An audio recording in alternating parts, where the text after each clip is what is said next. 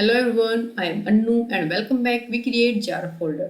सो friend, हमने अपना source of business finance start कर रखा है, जिसके अंदर हम लोगों ने कल की क्लास में अपना शेयर और retained earnings related topic discuss किया था। आज की क्लास में हम कुछ और इम्पोर्टेंट अपने सोर्स ऑफ बिजनेस फाइनेंस को डिस्कस करेंगे। So let's start. तो आज की क्लास में जो सबसे पहला है वो आपका क्या है, डिबेंचर। तो डिबेंचर किसको रिप्रेजेंट करता है? आपकी बोरोड कैपिटल को। अब तक जो हमने ऊपर पढ़ा था आपकी तीनों की तीनों कौन से आपके प्रेफरेंस शेयर, इक्विटी शेयर और रिटेन्ड अर्निंग, वो किसका पार्ट था? आपके ओवन कैपिटल। कंपनी किसका पार्ट था? वो ओवन कैपिटल का पार्ट था। डिबेंचर आपका किसका पार्ट है? बोरोड कैपिटल का पार्ट है। जहां पे हमने डिवाइड किया था सोर्स ऑफ फंड किसके बेसिस पे? On the basis of ownership. ठीक है। और यहाँ पर लॉन्ग टर्म सोर्स है। तो देखो, the debenture holder are the creditor. जो डिबेंचर होल्डर क्या होते हैं? कंपनी के क्रेडिटर होते हैं। ठीक है। The debenture holder get a fixed rate of interest as a return on his investment. जो भी इन्वेस्टमेंट करते हैं डिबेंचर होल्डर, उनको फिक्स रेट ऑफ इंटरेस्ट मिलता है उस इन्वेस्टमेंट के ऊपर। ठीक है। तो इनका रेट ऑफ इंटरेस्ट भी क्या होगा? आपके प्रेफरेंस शेयर और इक्विटी शेयर से कम होगा। क्यों कम होगा यहाँ पे रेट ऑफ इंटरेस्ट? उनको डिविडेंड ज्यादा इसलिए मिलेगा क्योंकि ये रिस्क कम लेते हैं, तो यहाँ पे रेट ऑफ जो इंटरेस्ट है वो भी क्या होगा? यहाँ पे कम होगा। ठीक है ना। ये तो हमने पढ़ाई है। More risk high risk high high profit. ठीक है। लो रिस्क लो प्रॉफिट। तो रिस्क कम है तो इनका इंटरेस्ट भी क्या होगा? यहाँ पे कम होगा। जो बोर्ड ऑफ डायरेक्टर होते हैं कंपनी के, उनके पास पावर होती है क्या करने के लिए? डिवेंचर को इश्यू करने के लिए। It is accounted as a debt on the balance sheet. इसको बैलेंस शीट में एज अ डेट क्या किया जाता है? शो किया जाता है। बात क्लियर? अब debenture are backed only by the general credit worthiness and the reputation of the issuer. जो आपके डिबेंचर है, हरदम डिबेंचर कंपनी तब भी इशू करते हैं तो डिबेंचर को क्या दी जाती है? क्रेडिट रेटिंग दी जाती है। ठीक है ना। किसी कितनी क्रेडिट रेटिंग है इस कंपनी की डिबेंचर की। ठीक है। कंपनी की परफॉर्मेंस के ऊपर देख के, कंपनी की वर्दीनेस, कंपनी की रेपुटेशन को देख के। If the company need fund for the extension and development purpose without increasing it share capital, अगर कंपनी अपनी शेयर कैपिटल के अंदर कोई इंक्रीज नहीं करना चाहती और उसको फंड की रिक्वायरमेंट है, तो उस केस में कंपनी क्या करती है? बोरो करती है जनरल पब्लिक से क्या? कुछ अमाउंट। कैसे? कुछ सर्टिफिकेट को इश्यू करके। और वो सर्टिफिकेट कुछ फिक्स पीरियड ऑफ टाइम के लिए होते हैं और उसके ऊपर फिक्स रेट ऑफ क्या होता है? इंटरेस्ट होता है। ये जो सर्टिफिकेट होते हैं एक तरह से क्या होते हैं? लोन सर्टिफिकेट होते हैं। ठीक है ना। एक तरह से लोन लेती है कंपनी किससे? जनरल पब्लिक से।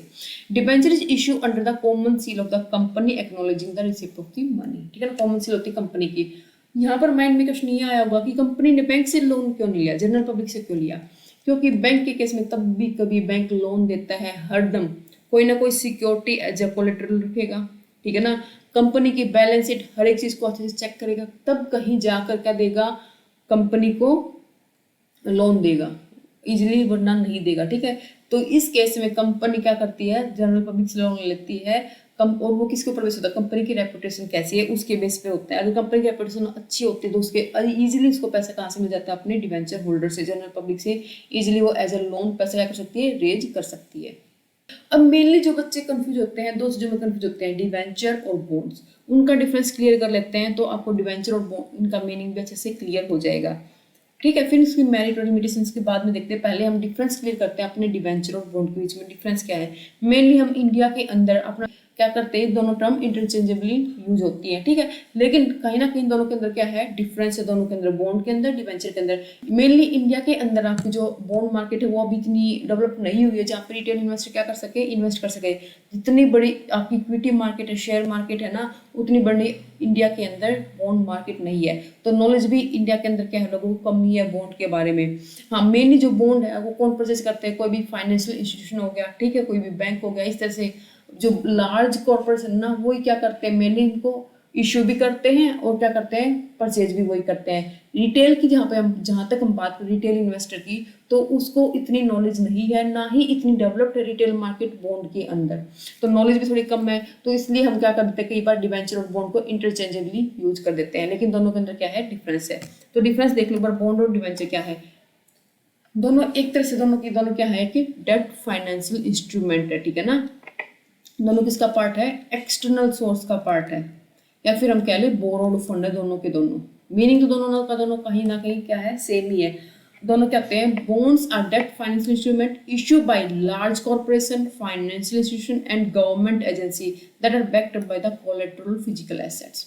अगर मैं मेन डिफरेंस की बात करूँ ना, मीनिंग तो कहीं ना कहीं दोनों का क्या रहेगा? सेम रहेगा। दोनों के दोनों क्या होते हैं? आपके डेट फाइनेंशियल इंस्ट्रूमेंट होते हैं। ठीक है। और इसको लार्ज कॉर्पोरेशन, फाइनेंशियल इंस्टीट्यूशन और गवर्नमेंट इशू कर सकती है। और यहाँ पे डिबेंचर को प्राइवेट कंपनी या फिर पब्लिक कंपनी भी क्या कर सकती है, इशू कर सकती है डिबेंचर को भी। तो मीनिंग तो कहीं ना कहीं सेम ही है, लेकिन जो आपके बॉन्ड्स होते हैं वो हरदम मेनली जनरली वो क्या होते हैं, सिक्योर्ड होते हैं कोलेटरल सिक्योरिटी के द्वारा। और डिबेंचर आपके सिक्योर्ड भी हो सकते हैं और सिक्योर्ड नहीं भी हो सकते, दोनों तरह के होते हैं डिबेंचर आपके, सिक्योर्ड भी और अनसिक्योर्ड भी। लेकिन बॉन्ड आपके क्या होते हैं, जनरली सिक्योर्ड ही बॉन्ड होते हैं। ठीक है, बात क्लियर हुई यहाँ पे। Large corporation, financial institution and government agency issue this bond for their long term capital requirement. जब किसी फाइनेंशियल इंस्टीट्यूशन को, गवर्नमेंट एजेंसी को क्या कर लंबे टाइम लॉन्ग टर्म कैपिटल की रिक्वायरमेंट होती है, तब क्या करते हैं, बॉन्ड को इशू करते हैं। तब किसी प्राइवेट कंपनी, यहाँ पे पब्लिक कंपनी भी आ सकती है, ठीक है, जनरली इशू करती है क्या, डिबेंचर को इमीडिएट कैपिटल रिक्वायरमेंट के लिए। ठीक है, बॉन्ड्स कैरी फिक्स्ड और floating rate of interest that is generally lower than debenture. जो भी आपका बॉन्ड के अंदर फिक्स्ड और फ्लोटिंग रेट ऑफ इंटरेस्ट होता है ना, वो कंपेयर टू आपके डिबेंचर के लोअर होता है। लेकिन डिबेंचर के अंदर फिक्स्ड और floating rate of interest higher क्यों होता है, रीजन हमने ऊपर देख लिया, क्योंकि आपके डिबेंचर जो अनसिक्योर्ड हैं तो रिस्क ही ज्यादा होंगे कंपेयर टू किसके, बॉन्ड के, क्योंकि यहाँ पे सिक्योरिटी नहीं मिलती। बॉन्ड्स के अंदर हमें क्या मिलती है, मेनली सिक्योरिटी मिलती है, तो रेट ऑफ इंटरेस्ट भी क्या होगा यहाँ पे, सिक्योर होगा किसके अंदर, आपका बॉन्ड्स के अंदर। ठीक है, तो आपका रेट ऑफ इंटरेस्ट भी क्या होगा यहाँ पे, लोअर होगा किसके अंदर, बॉन्ड्स के अंदर। बात क्लियर हुई यहाँ पे।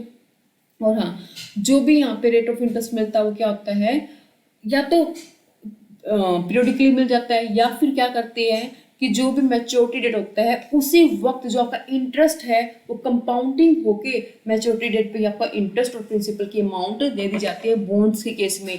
लेकिन मेनली डिबेंचर केस में जो इंटरेस्ट है वो पीरियोडिकली ही उसकी क्या होती है, रीपेमेंट होती है। बात क्लियर। अगर हम लिक्विडेशन की बात करें तो यहाँ पे बॉन्ड होल्डर को प्रायोरिटी दी गई है कंपेयर टू डिबेंचर के। ठीक है, अगर लिक्विडेशन के केस में हमारे पास डिबेंचर है तो हमें बाद में पेमेंट मिलेगी, पहले किसको मिलेगी, बॉन्ड होल्डर को पेमेंट मिलेगी। तो यहाँ पे आपका मेनली डिफरेंस क्लियर हुआ, बॉन्ड और डिबेंचर के बीच में क्या डिफरेंस है। ठीक है, तो यहाँ पे बॉन्ड होल्डर को जनरली सिक्योरिटी दी जाती है, डिबेंचर के केस में जनरली सिक्योरिटी नहीं होती, हमारे डिबेंचर अनसिक्योर्ड भी हो सकते हैं। जो बॉन्ड मार्केट हो कहीं ना कहीं इंडिया के अंदर क्या है, लेस डेवलप्ड है। और जो भी आपका रेट ऑफ इंटरेस्ट मिलता है, फिक्स्ड हो या फिर फ्लोटिंग हो, वो आपको पीरियोडिकली भी मिल जाता है।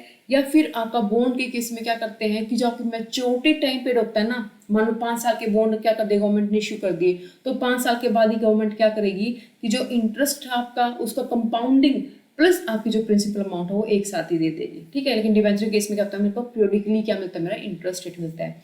तो यहाँ पर ये डिफरेंस क्लियर अच्छे से, बॉन्ड और डिबेंचर। अब कंफ्यूजन नहीं होगी ना आप सभी को। ठीक है, अगर कहीं ना कहीं कंफ्यूजन हो तो एक बार वीडियो को दोबारा से देख लेना। तो देखो, अब हम बात करते हैं किसकी, डिबेंचर्स की, मेरिट और डिमेरिट की। तो मेरिट क्या होगी यहाँ पे, मेरिट इन्वेस्टर के लिए ये मेरिट है यहाँ पे कि उनको फिक्स रेट ऑफ इंटरेस्ट मिलता रहेगा। ठीक है ना, उनको कंपनी में प्रॉफिट हो, कंपनी को प्रॉफिट ना हो तो उनको कोई मतलब भी नहीं, उनको एक फिक्स रेट ऑफ इंटरेस्ट वहां से मिलता रहेगा। जो भी इन्वेस्टर क्या होते हैं, लेस रिस्की होते हैं, जिनको ये लगता है कि हमें फिक्स रेट ऑफ इनकम मिलती रहनी चाहिए हरदम, तो उनके लिए डिवेंचर क्या है, बेस्ट ऑप्शन है। वहीं पर अगर हम डिसएडवांटेज की बात करें तो कंपनी के लिए क्या बन जाती है, डिसएडवांटेज, क्योंकि उनके ऊपर एक परमानेंट बर्डन बन जाता है। किसके ऊपर, कंपनी के ऊपर। कंपनी को एक परमानेंट अर्निंग, कंपनी को अपनी एक permanent earning as a interest के रूप में किसको देनी पड़ती है, डिबेंचर के रूप को देनी पड़ती है। कंपनी को लॉस होगा तब भी कंपनी को कहीं ना कहीं से इंटरेस्ट पे करना पड़ेगा, किसके लिए, डिबेंचर होल्डर को। ठीक है, तो ऑन दी अदर साइड यहाँ पे कंपनी के लिए क्या बन गई, वो लिमिटेशन बन गई। ठीक है, अब डिबेंचर क्या होता है, फिक्स चार्ज ऑफ फंड होते हैं, do not particular in the profit of the company. मतलब अब जो भी प्रॉफिट होगा कंपनी का, कोई भी पार्टिसिपेशन नहीं होगा कंपनी के प्रॉफिट के अंदर। अब कंपनी यहाँ पे निश्चित है कि जो प्रॉफिट है वो कंपनी का है, उसके अंदर से कोई भी पार्टिसिपेशन किसका नहीं है, डिबेंचर का नहीं है। ठीक है, the issue of debenture is stable in the situation when the sale and earning are relatively stable। ठीक है, तो जो डिबेंचर है ये कहाँ पे ज़्यादा स्टेबल रहते हैं, जहाँ पे कंपनी की जो सेल और अर्निंग क्या है, रिलेटिवली स्टेबल रहती है, वहाँ पे क्या है, ये डिबेंचर आपके स्टेबल रहते हैं। तो लिमिटेशन, पहले लिमिटेशन तो डिस्कस कर ही चुके हैं, जिसके अंदर क्या है, एक परमानेंट बर्डन बन जाता है किसके ऊपर, अर्निंग ऑफ द कंपनी के ऊपर। ठीक है, सेकंड लिमिटेशन क्या दे रखी है यहाँ पे, क्या है कि in case of renewable debenture the company has to make provision for the repayment on the specified date even during period of financial difficulty। अगर रिन्यूएबल डिबेंचर है तो उस केस में कंपनी को प्रोविजन बनाना पड़ेगा, जिसको कहते हैं DRR रिजर्व। ठीक है ना। डिवेंचर रिडेम्पशन रिजर्व बनाना पड़ेगा, जिसके अंदर कंपनी को हर साल अपने प्रॉफिट में से कुछ पार्ट डीआरआर में ट्रांसफर करना पड़ेगा। किस पर्पज के लिए? स्पेसिफिक डिवेंचर को रिडीम करने के लिए, चाहे उस ड्यूरिंग द पीरियड कंपनी के अंदर फाइनेंशियल डिफिकल्टी ही क्यों ना हो, फिर भी उसको कुछ ना कुछ पार्ट अपना टीआरआर के अंदर क्या करना पड़ेगा? ट्रांसफर करना पड़ेगा। ईच कंपनी जैसे सर्टेन बोरोइंग कैपेसिटी, हर एक कंपनी क्या होती है? अपनी अलग अलग बोरोइंग कैपेसिटी होती है। तो ये क्या थी? लिमिटेशन थी। अब नेक्स्ट आपका सोर्स ऑफ फंड क्या आता है स्टूडेंट्स? Venture funding. अब वेंचर फंडिंग क्या क्या है? ये भी आपको किसके अंदर आता है? Long term source of fund के अंदर आता है वेंचर फंडिंग। देखो, अब वेंचर फंडिंग या फिर वेंचर कैपिटल क्या होती है? कोई भी बिजनेस स्टार्टिंग में तब स्टार्ट होता है, मान लो आपके पास आइडिया है लेकिन कैपिटल नहीं है बिजनेस को स्टार्ट करने के लिए, तो वहाँ पे वेंचर जो कैपिटलिस्ट होते हैं वो आपकी हेल्प करते क्या करने के लिए? आपके आइडिया के अंदर आपका पैसा इन्वेस्ट करने के लिए, आपके बिजनेस को ग्रो करने के लिए। लेकिन वहाँ पर आइडिया क्या होना चाहिए? आपका पावरफुल होना चाहिए कि जिसका फ्यूचर में कोई लगे कि हाँ कोई ना कोई अपॉर्चुनिटी है, फ्यूचर में कहीं ना कहीं बेनिफिट मिलेगा इस चीज़ का, ठीक है ना। तभी कोई वेंचर कैपिटलिस्ट फर्म आपके अंदर क्या करेगी? इन्वेस्ट करेगी। अभी वेंचर कैपिटलिस्ट फर्म होती कौन है? तो देखो, कई ऐसे पर्सन होते हैं जिनके पास सरप्लस में क्या होता है? पैसा होता है। कोई भी हाई, जिसके पास क्या हो?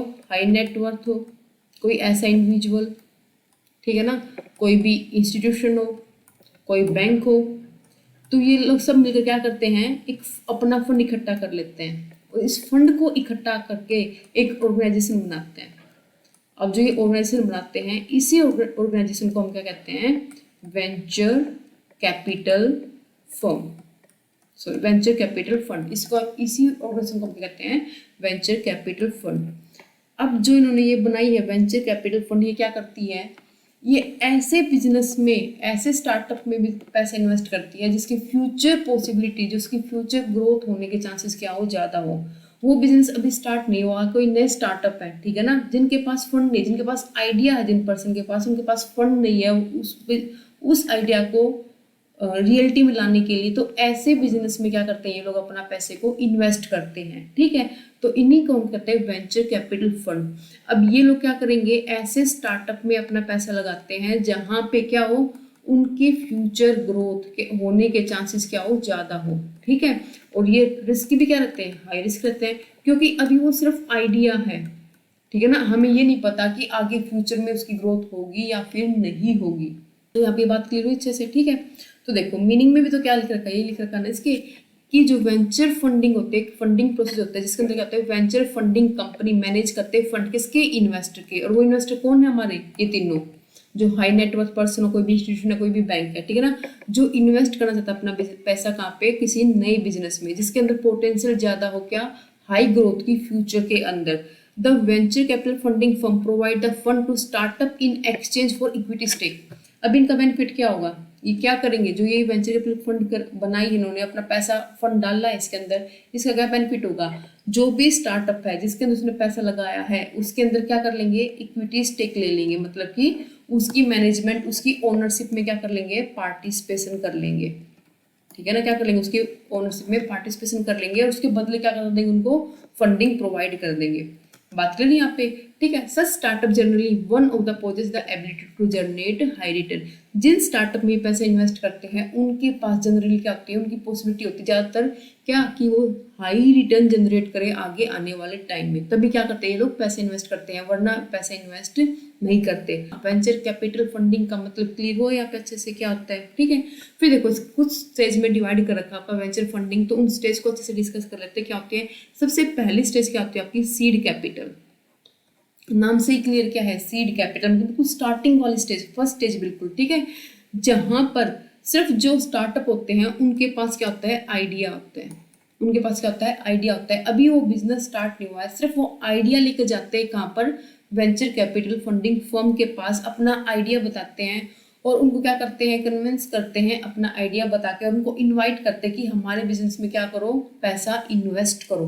बिल्कुल स्टार्टिंग स्टेज है, ठीक है। In this first stage venture funding, the venture और the startup company in need of fund in contact to venture capital fund और द इन्वेस्टर। बात क्लियर है यहाँ पे? The venture firm sells share its idea of business with the investor.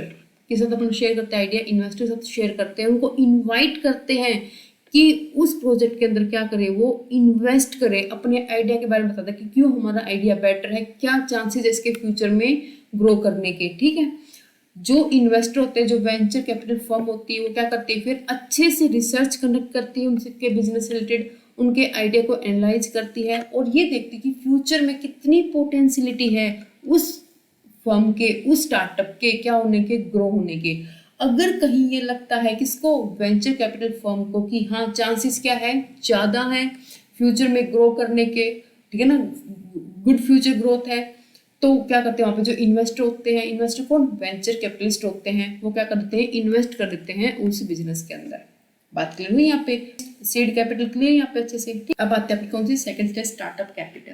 तो देखो idea generate यहाँ पे हो चुका है, ठीक है। अब वो आइडिया, अब किसकी बारी है, उस आइडिया को रियलिटी में लाने की। अब आइडिया को रियलिटी में लाएंगे तो क्या होगा, हमें प्रोडक्ट की डेवलपमेंट करनी पड़ेगी, ठीक है, मार्केटिंग करनी पड़ेगी। तो यहाँ पर स्टार्टअप को किस पर्पज के लिए पैसा चाहिए, प्रोडक्ट की डेवलपमेंट के लिए, मार्केटिंग करने के लिए, ठीक है। अब वो किसके पास जाएगा, वेंचर कैपिटलिस्ट के पास जाएगा, ठीक है। अगर यहाँ पर वेंचर कैपिटलिस्ट को ये लगता है कि जो प्रोडक्ट है उस स्टार्टअप का वो ज़्यादा एरिया मार्केट को कैप्चर करता है, उसके पास इतनी कैपेबिलिटी है कि वो ज़्यादा एरिया को कैप्चर कर पाए, तो क्या करेंगे यहाँ पे वेंचर कैपिटलिस्ट सेकेंड स्टेज में, स्टार्टअप कैपिटल स्टेज पे क्या कर देंगे, फंडिंग कर देंगे स्टार्टअप के अंदर। अगर उनको लगता है कि जो प्रोडक्ट डेवलपमेंट है, जो मार्केटिंग, जो एरिया कैप्चर कर रहा है उनका प्रोडक्ट, वो कम एरिया को कैप्चर करता है, इतनी अपॉर्चुनिटी नहीं है, ठीक है, तो इस स्टेज पे क्या नहीं करेंगे, वो फंडिंग नहीं करेंगे। तो ठीक है, अब यहाँ पर वेंचर कैपिटलिस्ट क्या देखेंगे, यहाँ पे चेक करेंगे क्या, size of the market product, कि जो मार्केट प्रोडक्ट है उसका क्या साइज है, कि कितना एरिया कैप्चर करता है उस स्टार्टअप का वो प्रोडक्ट, ठीक है।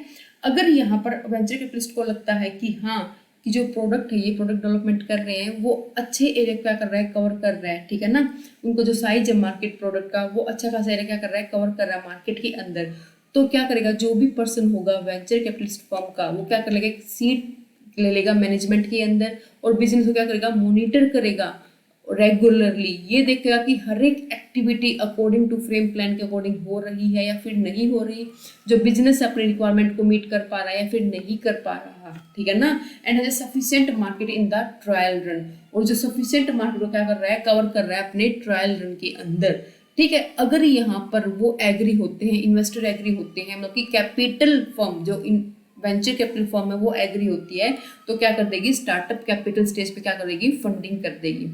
अगर एग्री नहीं होती तो क्या कर देगी, वो यहाँ पर फंडिंग स्टेज पे फंडिंग नहीं करेगी, ठीक है, बात क्लियर हुई यहाँ पे, ठीक है। अब आते हैं आपकी थर्ड स्टेज आपकी कौन सी है, अर्ली स्टेज कह लो या फिर आपकी क्या कह लो, सेकंड स्टेज, ठीक है।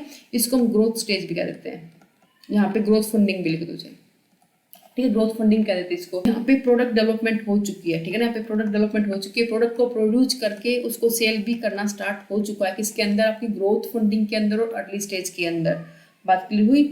अब यहाँ पर क्या होता है, जो इन्वेस्टर सिग्निफिकेंटली क्या करेगा, इंक्रीज करने की सोचेगा। अब जो भी यहाँ पे स्टार्टअप वाले हैं वो क्या सोचते हैं कि मैं अपने बिजनेस को क्या करूँ, इंक्रीज करूँ, ठीक है ना, इंक्रीज करने की सोचते क्या, प्रोडक्शन ऑफ गुड्स को, मार्केटिंग को और अदर एक्सपेंशन से बिल्डिंग अ नेटवर्क, और नेटवर्क को बिल्ड करने की सोचते हैं यहाँ पर स्टार्टअप वाले। उसके लिए क्या चाहिए, उसको फंडिंग चाहिए। तो इस केस में जो भी वेंचर कैपिटलिस्ट फर्म है ये देखती है कि जो मैनेजमेंट टीम है स्टार्टअप की, जो मैनेजमेंट टीम है वो कैपेबल है या फिर नहीं है।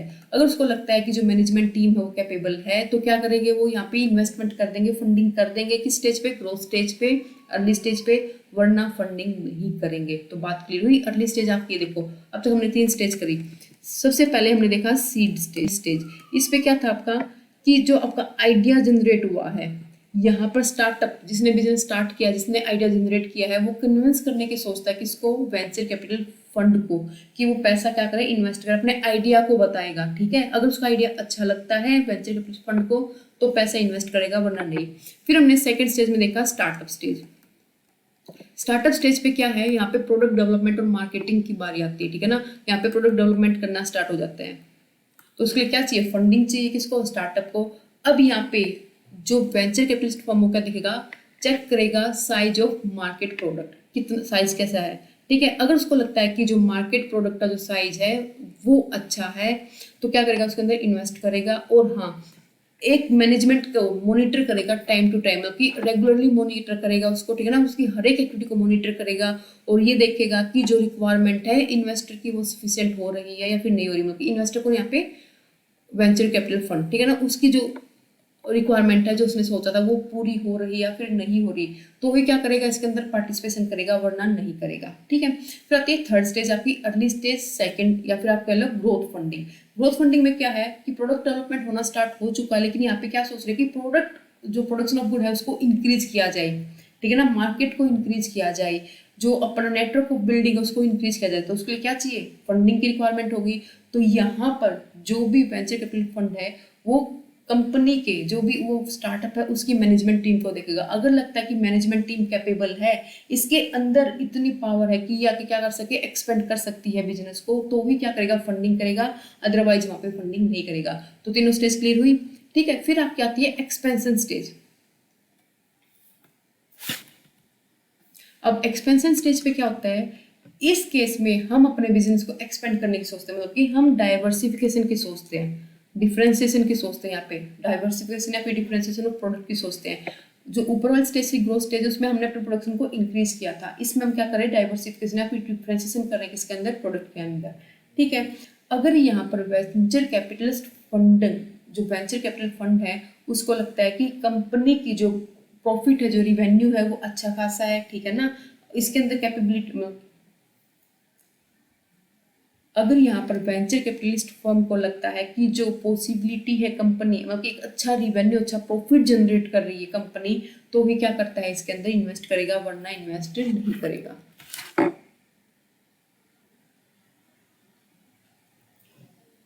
बात क्लियर हुई। तो आपकी फोर्थ स्टेज क्या आपके आगे,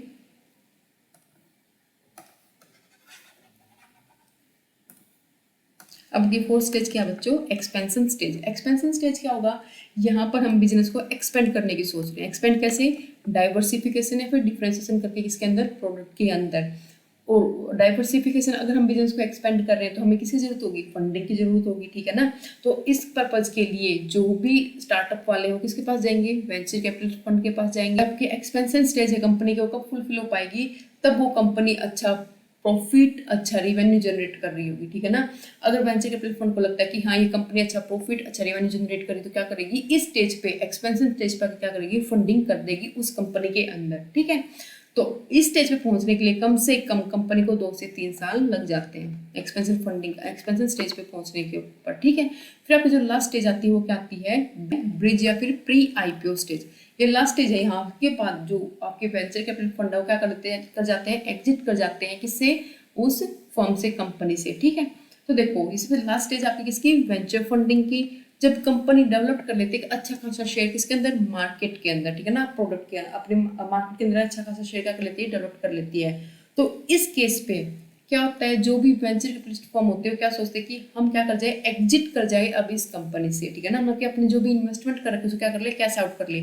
और वो कैश आउट कैसे पॉसिबल होगा, या तो आईपीओ, कंपनी क्या कर दे, अपना आईपीओ कर ले, ठीक है ना, क्योंकि इनिशियल पब्लिक ऑफर, अपने शेयर क्या कर दे, इशू कर दे, प्रमोटर बाई बैक कर ले, या फिर मर्जर एंड एक्विजिशन के थ्रू, या फिर sale to other strategic investor करके। बात क्लियर हुई। ये आपकी क्या थी, बिल्कुल सबसे लास्ट स्टेज थी। तो यहाँ पे एग्जाम्पल दे रखा किसका, केकेआर वेंचर कैपिटल फंडिंग का। तो देखो इसमें बता रखा है कि जो केकेआर है इसने फंडिंग की थी किसके अंदर, इन्वेस्टर मेकर कंपनी थी जेबीएफ इंडस्ट्री लिमिटेड। इसके अंदर क्या क्या था, 150 मिलियन यूएस डॉलर या फिर 962 करोड़ का क्या कहता है इन्वेस्टमेंट किया था। मुंबई बेस्ड कंपनी है जेबीएफ इंडस्ट्री, ठीक है।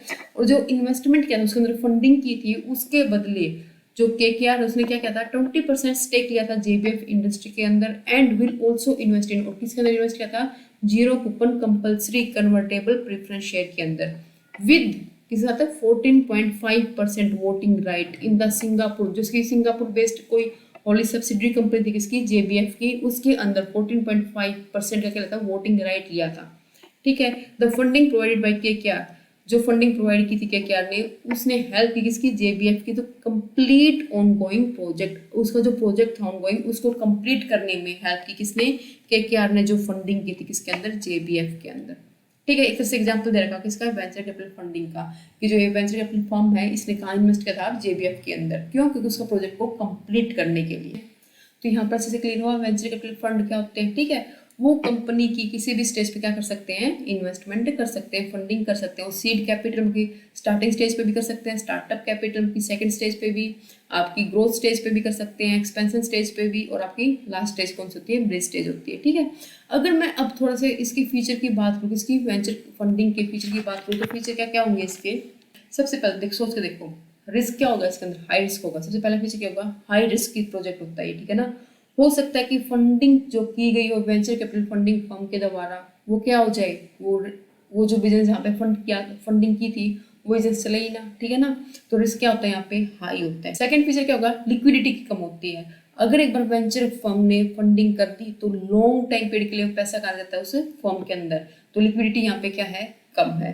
ठीक है, लॉन्ग टर्म इन्वेस्टमेंट एक तरह से, तभी तो किसका पार्ट है, long term source of finance का पार्ट है ना, क्योंकि यहाँ पे जो भी फंडिंग की जाती है वो किसके लिए की जाती है, लंबे टाइम पीरियड के लिए की जाती है। बात करिए यहाँ पे। नेक्स्ट फीचर हम यहाँ पे क्या देख सकते हैं अपना, यहाँ पे कि जो भी वेंचर कैपिटल फंडिंग फर्म है वो क्या ले लेती है, जो भी स्टार्टअप है उसके अंदर स्टेक लेती है। ठीक है ना, ताकि वहाँ पे ओनरशिप पार्टिसिपेशन और मैनेजमेंट पार्टिसिपेशन करती है उस कंपनी के अंदर जिसके अंदर उसने क्या कर रखी है, फंडिंग कर रखी है।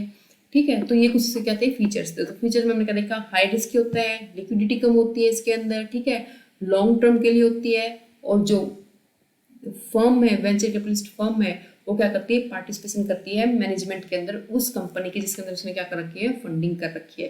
तो ये टोटल हमारा टॉपिक था वेंचर फंडिंग से रिलेटेड। अगर किसी को कुछ प्रॉब्लम हो तो प्लीज कमेंट सेक्शन में लिख के बताना। आज की वीडियो में हम इतना ही रखते हैं। सोर्स ऑफ बिजनेस फाइनेंस बचे हुए हैं वो हम अपनी नेक्स्ट वीडियो में कवर करेंगे।